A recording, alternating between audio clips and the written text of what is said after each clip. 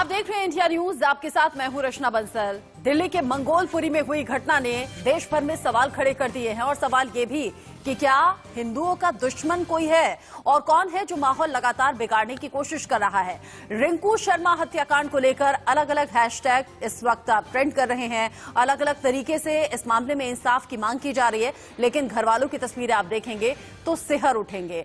उस मां की चीख पुकार सुनकर आपका भी दिल दहल जाएगा, जिसका जवान बेटा अब इस दुनिया में नहीं है। चाकुओं से घोंपकर हत्या कर दी गई, लाठी डंडे घर वालों के सामने मारे गए। घर में घुसकर मर्डर करने वाले आखिर कौन ये हमलावर थे और क्यों और किस मंशा से यह हत्या की गई, ये पुलिस जांच अभी कर रही है। सियासत भी इस पूरे मामले पर खूब हो रही है, क्योंकि कहा यह जा रहा है कि केजरीवाल की दिल्ली में क्या हिंदू महफूज नहीं है। जय श्री राम का नारा लगाने वाले, राम मंदिर के लिए चंदा इकट्ठा करने वाले रिंकू शर्मा की दिन दहाड़े हत्या हो गई, वो भी तमाम लोगों की मौजूदगी में। ऐसे में पुलिस कह रही है सांप्रदायिकता का रंग ना चढ़ाया जाए। कम्युनल ये पूरा मामला नहीं है, बल्कि आपसी रंजिश की वजह से यह हत्या हुई है। बर्थडे पार्टी में पहुंचा था रिंकू शर्मा और उसकी वहीं मौजूद कुछ लोगों से झड़प हो गई और फिर उसके बाद मारपीट इतना ज्यादा बढ़ गई कि फिर चाकुओं से घोंपा गया, लाठी डंडों से पीटा गया और रिंकू शर्मा पर अस्पताल तक में हमला हुआ है।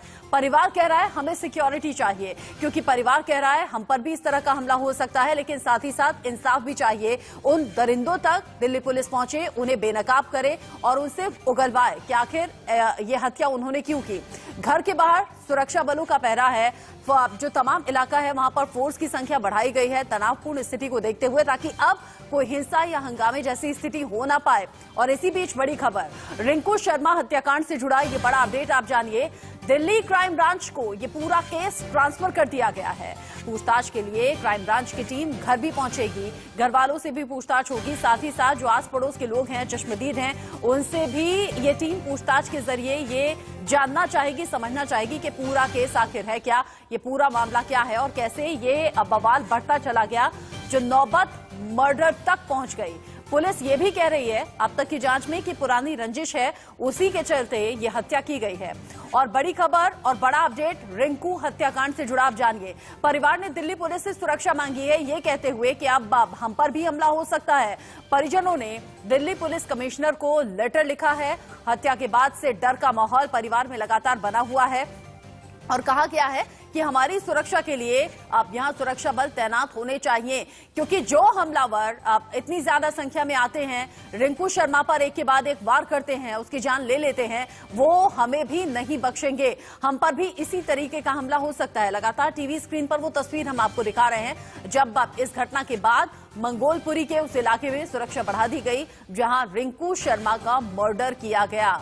हालांकि पुलिस लगातार चश्मदीदों से भी पूछताछ कर रही है, आरोपियों को भी हिरासत में लेकर उनसे भी जानकारी जुटाई जा रही है। और इसी बीच बड़ी खबर, रिंकू के भाई ने बड़ा आरोप लगा दिया है। कहा है कि राम मंदिर के कार्यक्रम के बाद से ही धमकियां लगातार मिल रही थी। राम मंदिर के चंदे को लेकर पहले भी बहस हुई थी और जो दावे किए जा रहे हैं, जो लगातार सोशल मीडिया पर पोस्ट किए जा रहे हैं, उसमें कहा जा रहा है कि कम्युनल ये झगड़ा है, मतलब सांप्रदायिकता को ठेस पहुंचाने वाली भी ये कोशिश है, सांप्रदायिक दंगा ये है और हिंदू मुस्लिम का विवाद इसमें सामने आ रहा है। यही आरोप रिंकू के भाई ने भी लगाया है और कहा है कि जय श्री राम का नारा लगाता था, राम मंदिर के लिए चंदा इकट्ठा कर रहा था और जब ये रैली हुई थी तभी से ही लगातार धमकियां रिंकू को मिल रही थी और उसी का नतीजा है। रिंकू शर्मा की हत्या से हड़कंप की स्थिति है। परिवार का सीधा सीधा आरोप है कि रिंकू शर्मा की हत्या धार्मिक वजहों से की गई है। इसके बाद मामले ने सियासी तूल भी पकड़ लिया है। इस घटना के पीछे कोई और नहीं, ये इस्लामिक जिहादी, उनकी मानसिकता और जो सेकुलर गैंग जो इन लोगों को बढ़ाती है, जो इनका पक्ष लेती है, वो जिहादियों को उकसाने का काम करते हैं, वो सब गैंग जो है इसके लिए जिम्मेदार है। हमारी मांग है कि पुलिस प्रशासन इसमें कठोरतम कार्रवाई करके अविलंब दोषियों को फांसी के तख्त पर पहुंचाए, स्पीडी ट्रायल हो, परिवार को सुरक्षा, न्याय और सम्मानजनक मुआवजा मिले। दिल्ली में रिंकू शर्मा जी की हत्या की गई है, घर के अंदर घुसकर मारा गया है। सभी अपराधी तुरंत पकड़े भी जाने चाहिए और इनकी सजा केवल फांसी है, केवल सजाए मौत है।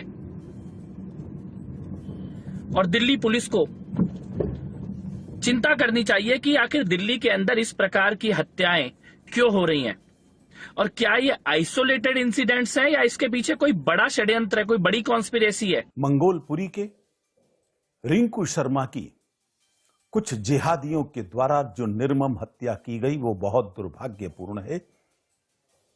दुर्भाग्यपूर्ण यह भी है कि इस हत्याकांड में कई परिवार शामिल थे, उनकी महिलाएं बच्चे भी शामिल थे।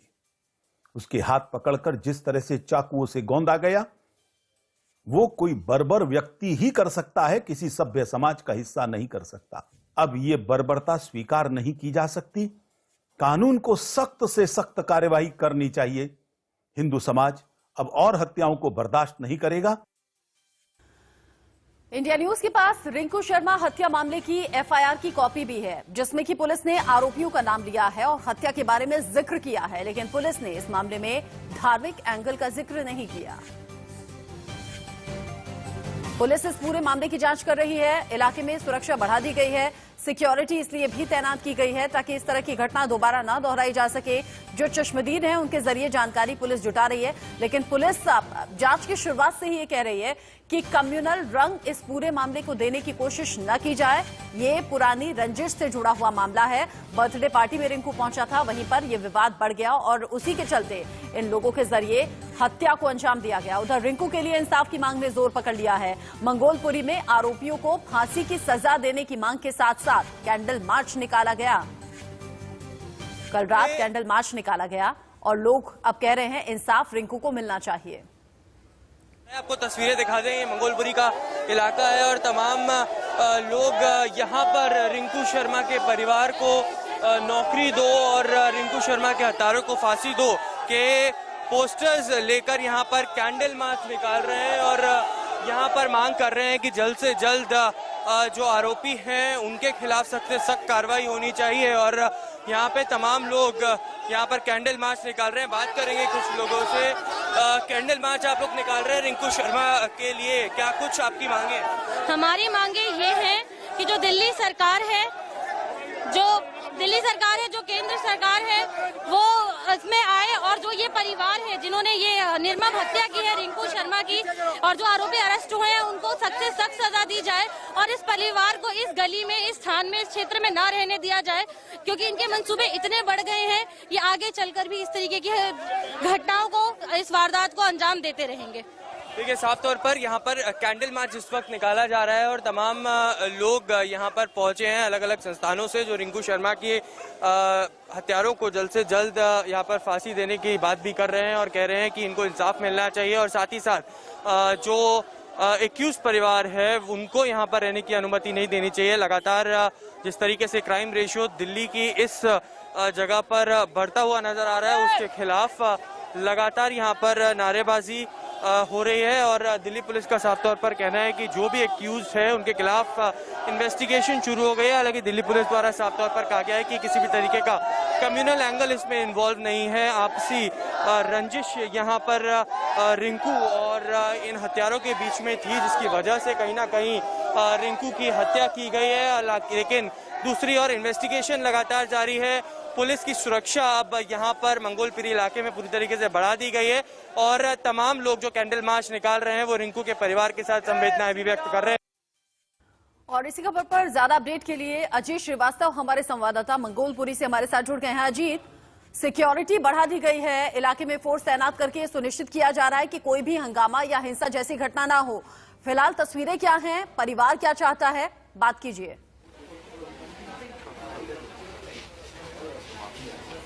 बिल्कुल साफ तौर पर देखिए, आपको नजारा दिखाना चाहेंगे। फिलहाल अभी जो है पुलिस यानी पार्लियामेंट्री के लोग बाहर गेट पे मौजूद हैं। यहाँ पर फिलहाल अगर हम बात करें तो हर तरफ से अभी भी पुलिस की जो है कुछ जवान अपने अलग अलग जगहों पे बैठे नजर आए, लेकिन परिवार के जो सदस्य हैं वो अभी घर के अंदर दिखाई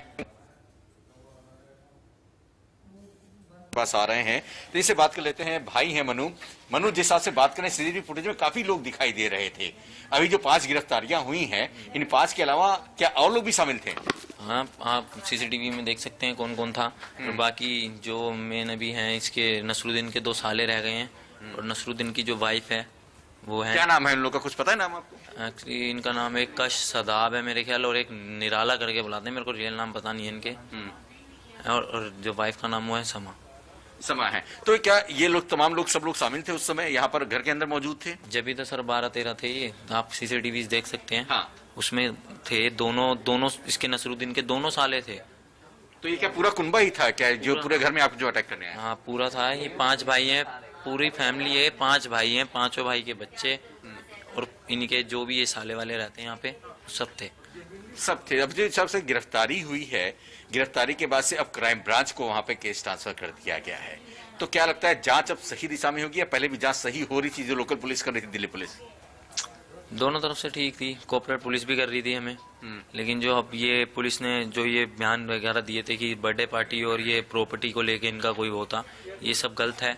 ये कुछ है ही नहीं। जब हमारा कोई बिजनेस ही नहीं है, ना हमारा प्रॉपर्टी का बिजनेस है, ना बर्थडे पार्टी में दूसरी पार्टी का इतने लोग इनविटेशन था कोई, ये बर्थडे पार्टी में भी कोई झगड़ा नहीं हुआ।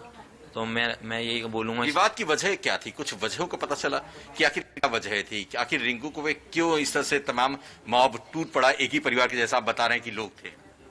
एक्चुअली जो ये था कि इसमें बस रिंकू जो मेरा बड़े भाई थे वो हिंदुत्व के लिए काम करते, तो ये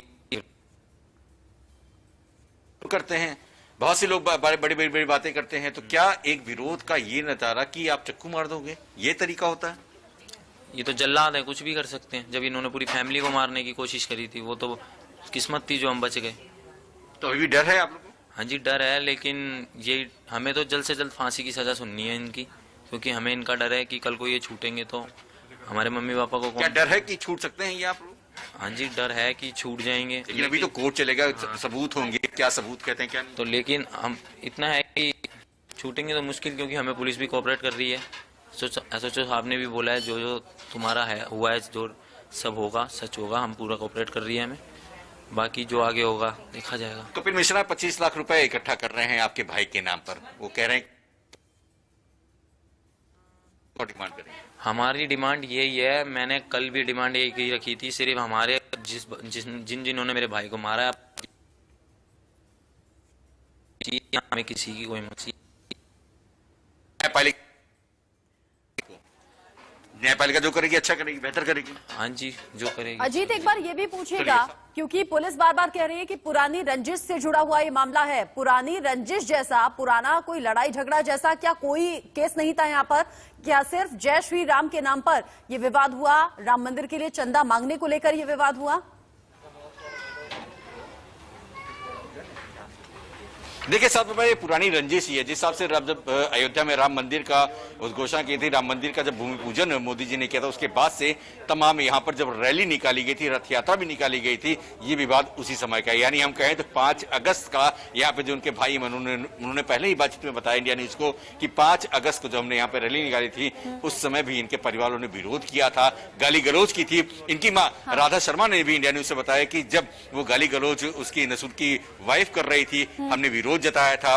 उसके बावजूद भी ये मामले को हमने कहा चलो ठीक है, चूंकि आपस में सब लोग हैं, मोहल्ले के लोग हैं, इसलिए इस विवाद को आगे न बढ़ाते हुए मामले वहां ठंडा कर दिया गया। लेकिन ये विवाद को लेकर ये आपसी जो है मनमुटाव काफी दिनों से पाल रहे थे। हाँ। और मौका मिला इसलिए ये घटने को अंजाम दिया, ऐसा इनकी मां। लेकिन इंतजार करना चाहिए कि पुलिस इस पर अपनी टिप्पणी क्या करती है। पुलिस जांच कर रही है और दिल्ली पुलिस के साथ साथ क्राइम ब्रांच भी इस पूरे मामले पर नजर बनाए हुए है।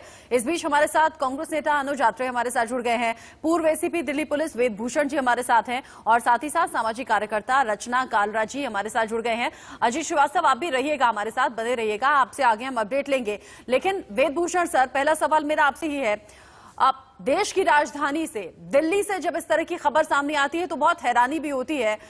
देश का दिल है दिल्ली, और वहां अगर हिंदू मुस्लिम जैसा कोई भी विवाद हो और उसमें किसी की जान चली जाए, पुलिस कह रही है कम्युनल रंग ना देने की कोशिश की जाए, इसमें समुदाय विशेष से जोड़कर ना देखा जाए, ये तो पुरानी रंजिश का मामला है। आपको ये मामला कैसा लग रहा है, किस एंगल से देख रहे हैं? ऐसा ही यदि आप इस सारे मामले को देखें, जो शुरुआत है उसमें इस तरह के एविडेंस की कोई कम्युनल एविडेंस की नहीं है। मंगोल है, एक दूसरे के एक ही कॉलोनी के रहते हैं। मंगोलपुरी रिसेटलमेंट कॉलोनी है, बहुत ही क्राइम प्रोन एरिया है, दिल्ली के अंदर हाईएस्ट क्राइम के लिए जाना जाता है। जिस तरह की जो सबूत आए हैं, इतने अकाट्य सबूत हैं कि ये जो मुलजिम 5 अरेस्ट हुए हैं, अभी इन्वेस्टिगेशन की जा रही है। यदि जैसा बताया जा रहा है राम मंदिर के चंदे को लेकर जो यदि सबूत इस तरह के आते हैं तो 90 डेज का टाइम पुलिस के पास इन्वेस्टिगेशन में है। अभी केवल 3 दिन हुए हैं इन्वेस्टिगेशन को स्टार्ट। अभी किसी कंक्लूजन पर पहुंचना कि क्या वजह थी, क्या मोटिव था, क्या मेंशरिया था जो जिन्होंने रिंकू शर्मा को मारा है, तो तमाम चीजें खुल के आएंगी, तब स्पष्ट रूप से बताया जा सकता है कि क्या वजह रही इस तमाम कारण के पीछे, तमाम मर्डर के पीछे। जो थ्योरीज आ रही है मीडिया में और पब्लिक डोमेन में आ रही है, पर जो फिलहाल तक पब्लिक डोमेन में आ रहा है बिल्कुल क्लियर है कि मर्डर है और 5 आदमी अरेस्ट करके इन्वेस्टिगेशन क्राइम ब्रांच कर रही है। थोड़ा सा सब्र रखें, इंतजार करें, क्योंकि इस तरह के केस कन्विक्शन में जाते हैं, सजा में जाते हैं। ये बरी का केस है ही नहीं, इसमें घबराने की कोई जरूरत नहीं है। ये बिल्कुल अदालत में जाके बियॉन्ड डाउट प्रूव होगा कि ये लिंचिंग थी, मर्डर था और कोई बचने का स्कोप नहीं है। पुलिस को थोड़ा टाइम दिया जाए जिससे कि वो अपनी इन्वेस्टिगेशन कर सके। जो यदि क्रिमिनल मामला निकलेगा तो वो भी कोर्ट को बताया जाएगा, क्योंकि पुलिस की जवाबदेही कोर्ट के प्रति होती है, अदालत के प्रति होती है। जो भी इन्वेस्टिगेशन के पॉइंट होंगे, जो एविडेंस कलेक्ट करेगी, वो तमाम अप्रिशिएट किए जाएंगे कोर्ट के अंदर। उसके बाद कोर्ट अपना निर्णय देगी। ये लंबा प्रोसेस है, टाइम लगेगा। शुरुआत हो चुकी है, 5 मुलजिम जेल के अंदर। इस बीच बीजेपी प्रवक्ता नवीन कुमार भी हमारे साथ जुड़ गए हैं। लेकिन अनुज यात्री जी, मेरा सवाल पहले आपसे है। देश की राजधानी दिल्ली में जो पब्लिक डोमेन में लगातार कहा जा रहा है, रिंकू शर्मा हत्याकांड से जुड़े बड़े अपडेट भी आ रहे हैं और कहा जा रहा है राम भक्त रिंकू की हत्या कर दी गई। इस पर कांग्रेस का स्टैंड क्या है सर? इस देश के मुझे लगता है तमाम लोग हैं, सभी न केवल हिंदू लोग बल्कि और भी जो धर्म के मानने वाले लोग हैं, भगवान राम को सभी मानते हैं। और हिंदू भाई तो हमारे, विशेषकर राम तो जन जन की आस्था का प्रतीक है, जन जन के जो है मन में और तन में भगवान राम बसते हैं। लेकिन भगवान राम को केवल और केवल भारतीय जनता पार्टी ने अपनी राजनीति का एक ऐसा अस्त्र बना रखा है 1990 से लेकर के और आज तक हर बात के लिए भगवान राम का प्रयोग करते हैं। और भगवान राम को जो है कहीं ना कहीं ये अपना राजनीति का जो ये मंत्र बना लेते हैं और कहीं ना कहीं आपसी सौहार्द को एक बिगाड़ने का काम करते हैं कि दूसरों को भगवान राम का नाम इस तरह से प्रयोग करते हैं कि जैसे किसी को वो चिढ़ाने का काम कर रहे हैं। तो ऐसा क्यों करते हैं भारतीय जनता पार्टी के लोग? ये क्यों? राम मेरे मन में भी है, मुझसे लगता है नहीं लगता कि नवीन जी यहाँ पर बैठे हैं तो मुझसे बड़े राम भक्त वो होंगे। मैं जो है ना आप मुझसे बड़े हिंदू हैं और ना ही मैं आपसे कोई छोटा हिंदू। दूसरी बात ये है कि आज जिस तरह से ये रिंकू शर्मा का जो ये हत्या हुई है, ये बहुत ही दुखद हत्या है। इसमें जितनी शब्दों में इसकी निंदा की जाए उतनी कम है। देश की राजधानी दिल्ली में भी इस तरह का मंजर देखने को मिल रहा है हमें, तो आप कल्पना कीजिए कि क्या लॉ एंड ऑर्डर की स्थिति होगी। किस तरह से जब राजधानी में ये हालात है तो पूरे देश में क्या हालात चल रहे होंगे। और हर चीज को जो है जो ये तो हम नहीं कह रहे हैं कि ये लिंचिंग है या ये आपसी रंजिश है, ये तो जो मोदी जी की और अमित शाह जी की जो दिल्ली पुलिस है, ये तो इनके अधीन आती है। और पुलिस ने जो कल स्टोरी पेश की है उन्होंने बताया है कि ये आज भी उसी स्टैंड पर कायम है कि ये कोई भी ऐसा हिंदू मुसलमान वाला जो मामला नहीं आया है। इनकी आपसी पड़ोसी होने के नाते कोई ना कोई इनकी आपसी वो चल रही थी और उसी नाते जो है ये इनकी आपस में कहीं झगड़ा हुआ। और ये पुरानी रंजिश थी अनुज जी, जैसे कि इंडिया न्यूज संवाददाता परिवार के बीच पहुंचे, ये पुरानी रंजिश थी। लेकिन ये रंजिश शुरू हुई थी जय श्री राम के नाम के मुखालफत को लेकर, जय श्री राम को लेकर जब रैली निकाली गई, जब राम मंदिर बनने की घोषणा हुई, जब राम मंदिर के लिए चंदा इकट्ठा गया, ये तभी से शुरू हो गया था। और मुझे लगता है नवीन जी से मुझे पूछना चाहिए। नवीन जी, अनुज यात्री जी की बात आपने सुनी, उनका पक्ष आपने सुना। ये कौन लोग हैं जो राम के नाम पर दंगा भड़काने की या फिर माहौल खराब करने की कोशिश कर रहे हैं? मुझे लगता है वही लोग हैं जो भगवान राम के अस्तित्व को नहीं मानते, सुप्रीम कोर्ट में लिख करके देते हैं भगवान राम का कोई अस्तित्व नहीं है। दूसरी बात ये कि भगवान श्री राम के नाम से इतनी पीड़ा क्यों है भाई? कांग्रेस को क्यों है, आम आदमी पार्टी को क्यों है? दिल्ली का मुख्यमंत्री अरविंद केजरीवाल वो अखलाक के घर जा सकते हैं दिल्ली छोड़ करके बहुत दूर, 1 करोड़ रुपए उसके परिवार को जाकर के झारखंड में जाकर के दे सकते हैं। लेकिन दिल्ली के अंदर चाहे वो ध्रुव त्यागी हो या फिर अंकित शर्मा हो या फिर रिंकू शर्मा हो, इनके घर जा भी नहीं सकते, ट्वीट भी नहीं कर सकते, मिल भी नहीं सकते, उनको 1 करोड़ रुपया नौकरी भी नहीं दे सकते हैं। ये कैसी राजनीति को आप जन्म दे रहे हैं? प्रियंका गांधी जी जिस जो उपद्रवी सबके वीडियो फुटेज में आया, ट्रैक्टर को चलाते हुए, स्टंट करते हुए, पुलिस पर चलाते हुए गिर करके जिसकी मौत हो गई, उसके घर जाकर के आंसू बहाने जा सकते हैं। लेकिन एक बच्चे को दिल्ली के अंदर चाकू से कौन दिया गया, ये तो सही बात अरविंद है। केजरीवाल अनुज जी जवाब दे दीजिए इसका। ये तो बिल्कुल ठीक बात है, ये तो बिल्कुल ठीक बात है। अल्पसंख्यकों को नाराज नहीं करना चाहती है क्या कांग्रेस? देश की राजधानी दिल्ली में रिंकू शर्मा की हत्या हो जाती है, वहां कांग्रेस की तरफ से कोई पहुंचा नहीं। अनुज जी देखिए, बहुत बढ़िया स्टैंड भारतीय जनता पार्टी और इनके लोगों ने अपना रखा है। हम ये पूछना चाहते हैं कि देश में अपराध हो रहा है, दिल्ली में देश की राजधानी में इतने बड़े बड़े संगीन अपराध हो रहे हैं, और जब इनसे सवाल पूछा जाता है, इनकी सरकार से सवाल पूछा जाता है, इनकी जिम्मेदारी के बारे में बात की जाती है, तो कांग्रेस के ट्वीट के ऊपर आ जाते हैं, कांग्रेस के नेताओं के ऊपर आ जाते हैं। नहीं, मैं तो ट्वीट नहीं पूछ रही अनुज जी, मैं ट्वीट का पूछ ही नहीं रही। हाथरस कांड में राहुल गांधी कितना परेशान हो गए थे परिवार से मिलने के लिए, अब दिल्ली में कोई पहुंचा ही नहीं। राहुल गांधी तो दिल्ली में ही रहते हैं। नहीं, देखिए, मैं यही सवाल अगर हम दूसरे एंगल से पूछे कि दिल्ली पुलिस जिनके अधीन आती है, देश के गृह मंत्री कहाँ हैं? मैं उनसे भी पूछूंगी, अभी मैं आपसे पूछ रही हूँ, मैं उनसे भी अपने सवाल करूंगी, फिलहाल मैं आपसे पूछ रही हूँ सर। राहुल गांधी तो विपक्ष के नेता हैं, और राहुल गांधी तो आज ये बताइए कि 2019 से इस देश में जो माहौल बना है, जो एनसीआर की रिपोर्ट है कि 2019 से जितने भी देश में अपराध बढ़े हैं, उनमें संगीन अपराधों की संख्या जो है 13% बढ़ गई है, जिसमें हत्या, बलात्कार और जो है ये लगातार इस तरह के जो अपराध के मामले, जो भी अपराध होता है वो उनमें बढ़ोतरी इतनी हो रही है कि लोग इस हद तक बढ़ जाते हैं कि वो हत्या तक अंजाम दे रहे हैं। तो उसकी जिम्मेदारी सरकार को जवाब देना चाहिए, माननीय होम मंत्री को जवाब देना चाहिए, दिल्ली पुलिस को देना चाहिए। देश में क्यों ऐसा हो रहा है? एनसीआर ये बोलती है बीते 6 वर्षों में देश में कट्टर आप मुझे बताओ, आम आदमी पार्टी के साथ कांग्रेस पीछे बैकडोर से खड़ी रहती है, देश का माहौल सुन लीजिए ना, जवाब तो ले लीजिए। सवाल पूछो, 4 सवाल पूछे, जवाब तो ले लो, एक का तो जवाब ले लो। नहीं, पता है क्या होगा, पता है क्या होगा अनुज जी, पता है क्या होगा, मैं आपसे सवाल कर रही हूँ, आप कहेंगे बीजेपी से सवाल करो। जब मैं बीजेपी से सवाल करूंगी तो वो कहेंगे ये तो केजरीवाल की दिल्ली है, ये जाकर सवाल उनसे होना चाहिए। लेकिन रचना कालरा से हम जानेंगे। रचना जी, समाज किस दिशा में जा रहा है? ये कैसी मानसिकता है, ये कैसी सोच है, जहां छोटे से विवाद को लेकर हत्या कर दी जा रही है? और क्या वाकई राम के नाम पर माहौल खराब करने की कोशिश कुछ लोगों के जरिए हो रही है? बड़ी ही शर्मनाक वाकया है। आज फिर से दिल्ली में वही काम हुआ है जो पहले हो चुका है। जब भी हिंदू मुस्लिम को या मुस्लिम हिंदू को मारेगा, एक सांप्रदायिक रंग दे दिया जाएगा इस देश में। ये हमारे देश की एक विडंबना है। लेकिन रिंकू शर्मा की जो हत्या हुई है, हत्या तो हुई है ना जी, घर में घुस के एक वारदात तो की गई है ना, चाहे वो मुस्लिम वर्ग ने करी है, घर में घुस के एक मॉब लिंचिंग भी आप इसको कह सकते हैं। मुझे तो ये समझ नहीं आता कि हम लोग क्या करें। मतलब दिल्ली जैसे शहर में कोई लॉ एंड ऑर्डर नहीं है, लोग डरते नहीं हैं, घर में घुस के निर्मम हत्याएं करते हैं। मैं कहती हूं कि अगर पुरानी रंजिश भी थी तो किसी को हक नहीं मिलता कि आप घर में घुस के एक जवान लड़के को मारा जाए, उसके परिवार को मारा जाए। अगर राम के नाम पे भी ये हुआ तो भी किसी को हक नहीं मिलता कि वो अपने भगवान के लिए अगर जाप कर रहा है, अगर वो अपने भगवान के लिए 2 पैसे मांग रहा है मंदिर के लिए, तो भी किसी भी समुदाय को ये हक नहीं है कि वो उसके घर में घुस के उसको मारे। तो मेरा ये एज अ सोशल एक्टिविस्ट मेरा ये मानना है कि लोगों में लॉ एंड ऑर्डर का खौफ खत्म हो चुका है।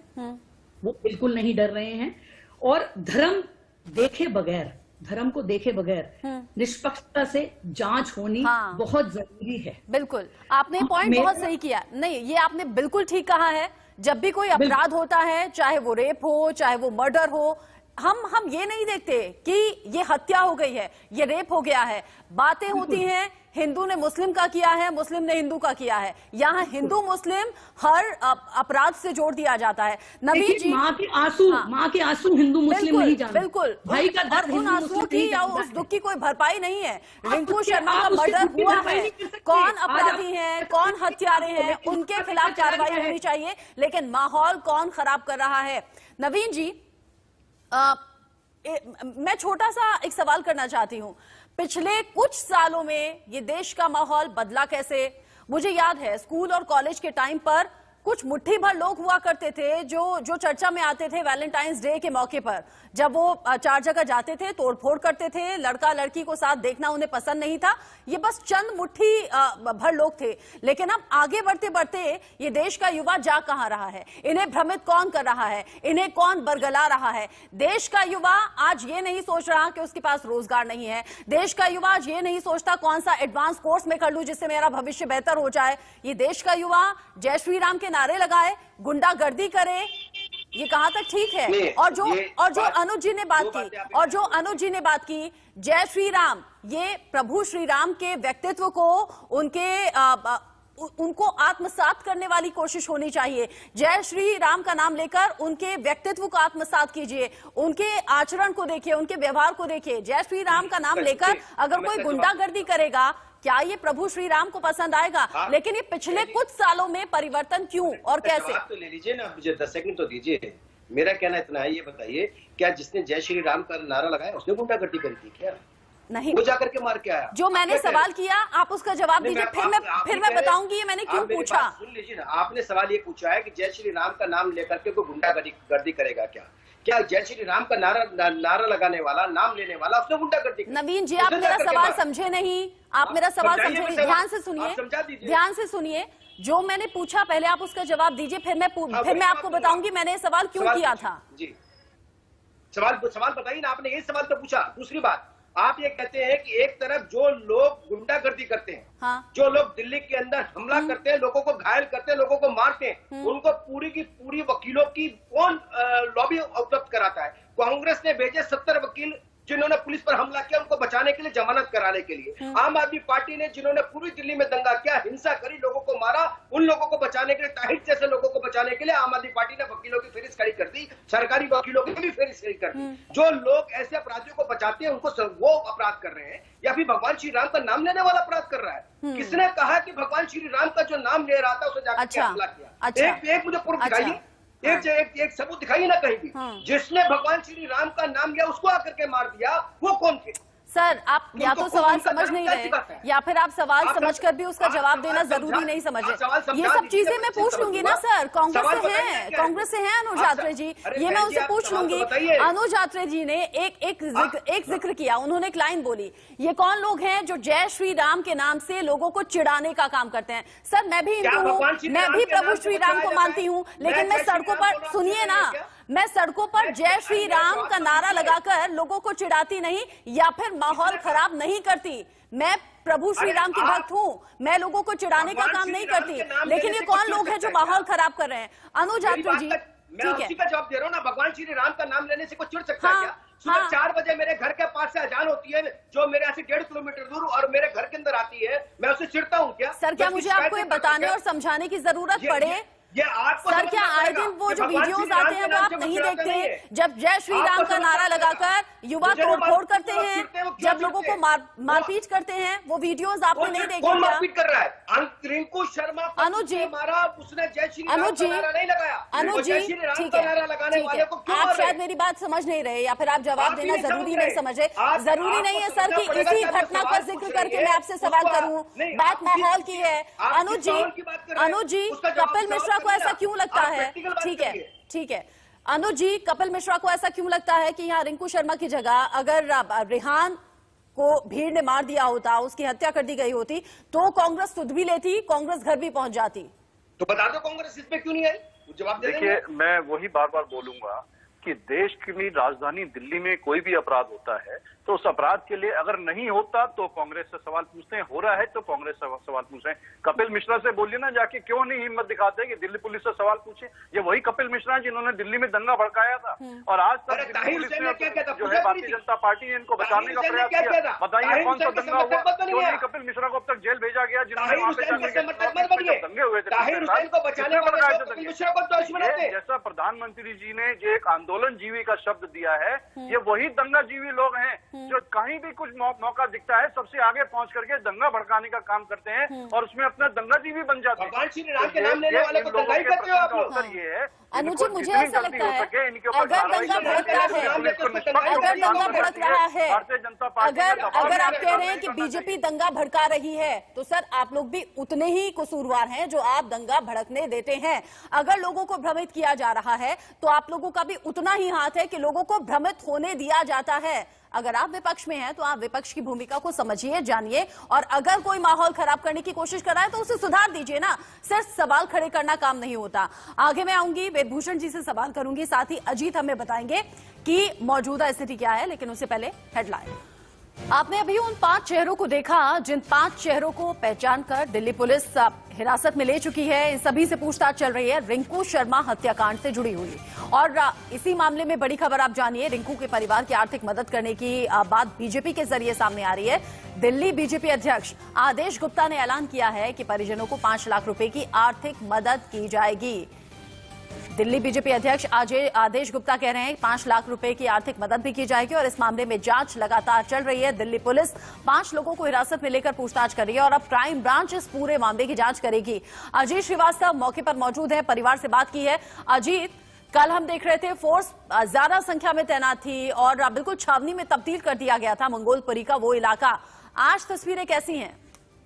बिल्कुल साफ तस्वीर हम दिखाना चाहेंगे। यहाँ से अगर कहें जो बिजली फीचर पर इधर से उधर यानी लेफ्ट और राइट दोनों तरफ से गेट लगा हुआ, गेट के पास आप देखेंगे तो उधर यानी लेफ्ट और राइट दोनों तरफ से गेट लगा हुआ, गेट के पास आप देखेंगे तो पैरामिलिट्री फोर्स की मैं आगे तक चलता हूं और दिखाने की कोशिश करता हूं कि आगे जो है वो जो है ये वो घर है जिसको अभी पुलिस ने गिरफ्तार किया। इसको देखते हुए पुलिस यहाँ पर आप देखेंगे कि यहाँ पैरामिलिट्री फोर्स इस गेट पर वो तैनात है, साथ में जो लोकल पुलिस है जो भी यहाँ पर तैनात है। ऐसे ही वो पिछले गेट का भी नजारा है कि यहाँ से वहाँ तक यहाँ पर पुलिस को तैनाती और लगातार यहाँ से लेकर गेट तक हर तरफ से फिलहाल सिक्योरिटी की पूरा इंतजाम किए गए हैं, जैसे कोई भी अप्रिय घटना न हो सके। इसलिए इलाके को फिलहाल तैनात किया गया है। यहाँ पे जवान तैनाती में हैं और पूरे तरह से अक्टूबर के साथ में आप देखेंगे इस हिसाब से उनके हाथ में जैसे में गन भी मौजूद है और गोले मौजूद है। तो हर तरह किया गया और हर तरह से पूरे इलाके का यहाँ पे लगातार दौरा भी कर और जब ऐसी घटनाएं होती हैं अजीत, समझ सकते हैं कि जो फोर्स तैनात होती है उसके लिए बहुत ज्यादा चैलेंजिंग होता है हर शख्स पर नजर रखना और हर तरीके से माहौल को कंट्रोल में रखना। अजीत आप रहिएगा। वेदभूषण जी, अगर देश की राजधानी दिल्ली का माहौल खराब हो रहा है, अगर कुछ हत्यारे सरेआम लाठी डंडे चाकुओं से एक शख्स को बुरी तरह से मारते हैं, चाकू घोंपते हैं, उसकी जान ले लेते हैं, खबर तो ये भी है कि अस्पताल में जाकर भी हमला हुआ है। ये लोग इतने ज्यादा निडर कैसे हो गए? इनमें कानून का डर कैसे नहीं है? क्या दिल्ली का माहौल ऐसा ही था? आप तो पूर्व एसीपी रहे हैं, आप दिल्ली को बेहतर तरीके से समझते होंगे, या जो हम खबरों में जान रहे हैं समझ रहे हैं पिछले कुछ सालों में दिल्ली का माहौल भी खराब हो गया? और दिल्ली में इसलिए जिक्र कर रही हूं क्योंकि देश की राजधानी है। गांव कस्बे देहात के इलाकों से ऐसी खबरें आती थी लेकिन दिल्ली से नहीं आती थी। देखिए, तमाम जितने अपराध होते हैं, अभी पीछे लाल किले पर जो 26 जनवरी को हुआ, उन तमाम चीजों के लिए पुलिस को कटघरे में ना खड़ा करा जाए। इसके पीछे और जो तत्व हैं और जो फैक्ट्स हैं और जो सच्चाइयां हैं हिंदुस्तान की, हिंदुस्तान के लोगों की, तमाम चीजें आएंगी। अब इसमें कॉन्स्पिरेसी का एंगल है या एक रैंडम एक मर्डर हो गया, ये इन्वेस्टिगेशन के बाद पता लग पाएगा। ये प्रीमेच्योर होगा, जल्दबाजी होगी कि हम बोले कि ये किस वजह से एक मर्डर किया गया। क्या ये आवेश में आके मर्डर किया गया? जिस तरह की जो पिक्चर्स आ रही हैं, वीडियोस, सीसीटीवी की फुटेज आ रही है, उससे लगता है ये रैंडम एक आवेश में आकर वो अचानक सब इकट्ठे होकर बदला लेने के लिए उनके घर में जाकर उनको अटैक किया, जिसकी वजह से उनकी मृत्यु हो गई। इसमें अभी तक कोई इस तरह का एंगल निकल कर नहीं आया है कि वो बहुत पूर्व नियोजित था, बहुत बड़ी प्लानिंग के तहत किया गया था। रेस्टोरेंट में झगड़ा हुआ था, वहां भी उसको मारा जा सकता था, परंतु कोई ना कोई ऐसी वजह है जिसकी वजह से वो अचानक सारे लोग इकट्ठे होके आए और आकर इनके घर पर अटैक कर दिया, जिसमें रिंकू की हत्या हो गई। कोई उसमें कोई ऐसा हथियार उनके पास नहीं कि बहुत प्लानिंग से कोई रिवॉल्वर कट्टा या लेके आए थे। वो एक घर में डंडे उनके हाथ में दिखाई दे रहे हैं, चाकू दिखाई दे रहे हैं, जो कि आमतौर पर किचन में होता है। तो ये अभी एक जल्दबाजी होगी कि हम किसी निर्णय पर पहुंचे। क्या वो जो संदेह से जुड़ा हुआ मामला या मंदिर से जुड़ा हुआ मामला है, ये भी एक जांच का विषय है। वो भी इसमें सत्यता है तो वो भी सबके सामने आएगी। थोड़ा इंतजार करें। अभी आपने देखा 26 जनवरी को जो हुआ उसकी परतें खुली, कहाँ तक, कैलिफोर्निया तक गई, तमाम वो आदमी अरेस्ट हो चुके हैं। अब तक लगभग 130 आदमी उसमें अरेस्ट हो चुके हैं। लाल किला जो दिन 26 जनवरी को हुआ था। तो थोड़ा धैर्य रखें, पेशेंस रखें। आप बिल्कुल ठीक कह रहे हैं वेदभूषण सर, लेकिन मैंने पुलिस पर सवाल उठाते हुए दिल्ली के माहौल को लेकर सवाल नहीं किया था। मैंने सवाल इसलिए किया था कि पिछले कुछ सालों में दिल्ली से ऐसी खबरें क्यों सामने आती हैं, हमें हैरानी होती है।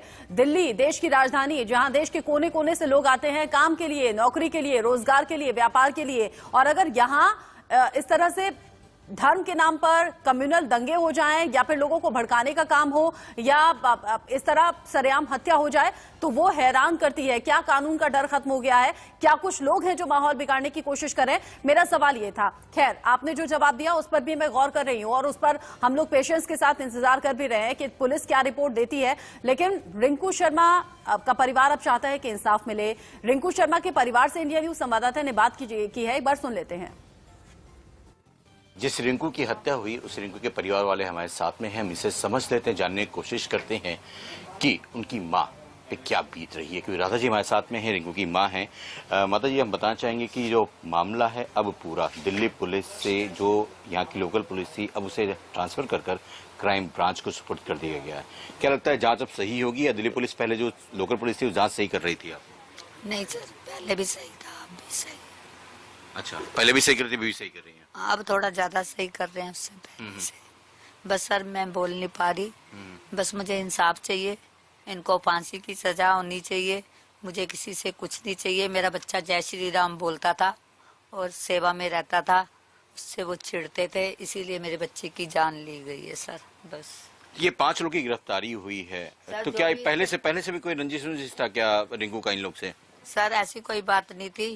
पहले जब मंदिर का उद्घाटन था, राम मंदिर के दिए जले थे, उससे कुछ दिन बाद वो हमारा बच्चा वहाँ से निकल के आ रहा था तो उसका दोस्त वहाँ खड़ा था, उसने उससे बात करी तो कह रहा ओआई मंदिर से। हमारे बच्चे ने सिर्फ उसको बोला जय श्री राम, उसकी बीवी चिढ़ गई, उसकी बीवी ने गाली दी हमारे बच्चे। किसकी बीवी ने?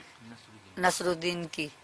और सर मैंने गाली सुनी और मेरे बच्चे ने स्कूटी यहाँ लगाई और मैं सुनते ही गाली ना, मैंने कहा क्या हो गया, क्यों गाली दे रही हो मेरे बच्चे को? तो गंदी गंदी गाली दे रही। सर मैं गंदी गाली बोलने में से। ये कब की वारदात है? ये किस डेट? उसी जब उद्घाटन हुआ उससे 2-4 दिन की बात ना। तो सर मैंने बोला, फिर राम मंदिर का जब उद्घाटन पीएम साहब ने किया चले थे, उससे 2-4 दिन की बात है ना। तो अगस्त महीने की बात है। हमारे बच्चे हनुमान जी को मानते, राम के भगत था वो बेचारा, और बस उसने गाली दी, मैंने सुन लिया। मैं अपने वहाँ से जाके 2 मिनट वहाँ खड़ी हुई, मैंने कहा किसको गाली दे रही है? मेरे रिंकू ने क्या करा जो तू गाली दे रही है उसको? तो इतनी गंदी गाली दी, इसी के जय श्री राम की आग लग रही है। उसने बोला भाभी मैंने आपको नहीं बोला, ये मेरे से मजाक करता है दीपू। अपने दोस्त को बोला तुम्हें नहीं बोला, उसने भी बोला भाभी आपको नहीं बोला, मेरे को बोला है। तो इतनी गंदी गाली दी। तो मैंने कहा मेरे बच्चे को गाली नहीं दे रही तू, तेरे 3 खड़े हैं उनको तो गाली दे रही है। सर मैंने इतनी बात बोली, मेरा बेटा मुझे घर खींच के ले आया, कह रहा मम्मी आप छोड़ो। अच्छा हम लोग घर आ गए, फिर थोड़ी देर बाद लाली हमारे घर आया, उसने मेरे माफी मांगी। लाली कौन है? वही है नसरुद्दीन। सर मेरे को पूरा नाम नहीं पता, मैं बाहर नहीं जाती घर से। अच्छा ये नसरुद्दीन है लाली जी? हाँ सर। उसने क्या करता है नसरुद्दीन? सर मुझे नहीं पता उसका क्या काम है, सिलाई का काम है या क्या है। सर मेरे बच्चे मुझे बाहर नहीं जाने देते, बहुत कम जाती हूँ मैं। तो उसने आके मेरे से माफी मांगी हाथ जोड़ के।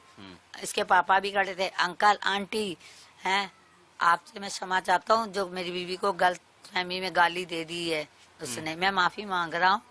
और जैसे मेरे 3 बच्चे हैं वैसे ये आपके 3 बच्चे मेरे छोटे भाइयों हैं, बच्चों बेटों के समान है। बस हमने आगे केयर नहीं करी। जो मुझे पता होता सर ये हमारे बच्चे से बदला लेगा तो मैं थाने में कंप्लेंट करती। रिंकू शर्मा के परिवार के बीच में इंडिया न्यूज संवाददाता अजीत श्रीवास्तव मौजूद रहे। रिंकू शर्मा की मां कह रही है कि मेरा बेटा जय श्री राम के नारे लगाता था, इसी से पड़ोसियों का ऐतराज था और गाली गलौज की तक नौबत आ गई थी। ये उस वक्त की बात है, लेकिन घटना वाले दिन क्या हुआ ये दिल्ली पुलिस और क्राइम ब्रांच मिलकर अब तय करेगी। जांच के बाद सब साफ हो जाएगा। लेकिन अनुज जी, पिछले कुछ सालों में दिल्ली का माहौल कैसे बिगड़ा, कौन इसके पीछे है? देखिए न केवल दिल्ली का माहौल, पूरे देश का माहौल बिगड़ा है। ये हम वही लोग हैं जो हम गंगा जमनी तहजीब को मानने वाले लोग हैं। इस देश में हिंदू और मुसलमान मिलकर के आपस में प्रेम भाव से रहा करते थे, लेकिन 6 सालों में इस देश का माहौल इतना खराब हो गया, हमारे देश का माहौल। ये गृह मंत्रालय की एनसीआरबी की रिपोर्ट आई है कि इन 6 सालों में देश में कट्टरवादिता बढ़ी है, जो लोग एक दूसरे की तरफ घृणा से देखने लग गए हैं धर्म के नाम पर। तो ये इसके लिए कौन जिम्मेदार है? ऐसा रचना कालरा जी को भी लगता है क्या? समाज के लिए आप काम करती हैं रचना जी, क्या आपको भी ऐसा लगता है? जी मुझे तो यही लगता है कि जो समाज में डर और भय है वो सब खत्म हो चुका है। चाहे मैं स्टेट गवर्नमेंट का नाम लूं, जो दिल्ली में सरकार है, मुख्यमंत्री जी नदारत हैं, इसमें कोई दो राय नहीं है। दूसरा, पुलिस जो प्रशासन है वो पता नहीं, मुझे नहीं समझ आता कि पूरा देश, क्या दिल्ली में तो इतना बुरा हाल हो चुका है कि लोग डरते नहीं हैं पुलिस से। पुलिस का या तो डंडा चल नहीं रहा है, तभी ये रेप की घटनाएं, हत्या की घटनाएं, मॉब लिंचिंग की घटनाएं सब बढ़ती ही जा रही हैं। तो ultimately at the end of the day I will say कि दिल्ली हो या देश हो, डर और भय लॉ एंड ऑर्डर का खत्म हो चुका है। डर खत्म हो चुका है, जो डर रहना चाहिए, जो डर लोगों के जहन में रहना चाहिए। और वेदभूषण सर ने बिल्कुल ठीक कहा कि हमेशा पुलिस पर ही सवाल उठाना ठीक नहीं होगा। ये कुछ लोग हैं जिनके जरिए माहौल खराब किया गया और लोगों के मन से कानून का डर और भय खत्म हो गया, इसीलिए लोग बेधड़क इस तरह हत्या करते हैं, अपराध करते हैं, रेप करते हैं। बहुत शुक्रिया आप सभी का हमारे साथ जुड़ने के लिए। जय श्री राम एक ऐसा नाम है जिसे समझना चाहिए, जानना चाहिए। उनके व्यक्तित्व को आत्मसात करने की जरूरत है, ना कि उनके नाम पर दंगा भड़काने की, लड़ाई करने की, झगड़ा करने की या फिर किसी का मर्डर करने की। प्रभु श्री राम को भी अच्छा नहीं लगेगा। एक छोटा सा